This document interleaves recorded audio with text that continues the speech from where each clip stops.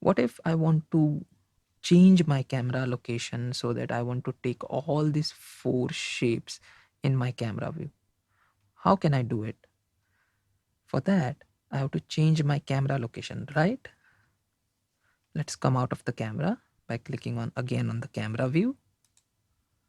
See. Now let's change the location of the camera. How to do it? First, select the camera, then go to the object properties in the properties pane. Now you can see there are some values which are given in X, Y, and Z direction. So in this, we have to move our camera behind, right? So let's view this file from the X direction first by clicking on X. As I can see here, the camera. Now let's take it a little bit behind. Now to take it behind, I have to change my Y value, move to minus side. Let's now currently it is -6. We'll make it -9. See, my camera has moved in the Y direction, right? Behind. So same way we'll move it in the Z direction also. Now currently it is 4.9. I want to take it here. Let's make it 6. Enter. It has come 1 unit on top. Again 7. Okay. Now let's see how my camera is watching all these shapes. Click on the camera view. Now some shapes are visible, but some are not. So let's try to change the location of the camera with this view itself. Let's again take our camera a little bit behind by putting here -12. Then again, I want to move it in this direction, right? So let's change my Z value to, it is coming on top. So let's change again some Y units as 10.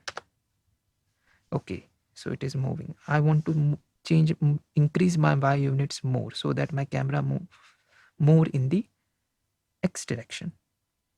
I want to increase my X units more so that my camera moves in the X direction. Again, I'll click on this.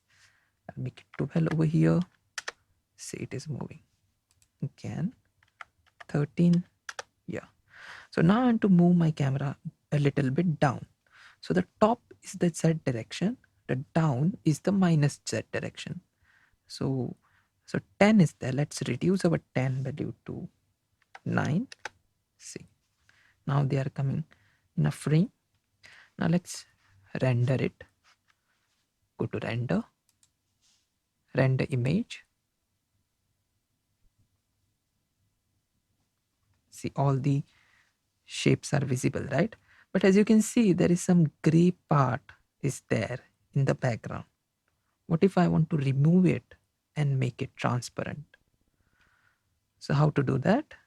Let's close our render view. In this, we don't have to select anything.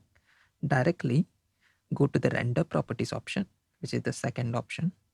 Click on this and go and find the option called as film. Click on this film. There is one tick box available called transparent. Tick it. Okay.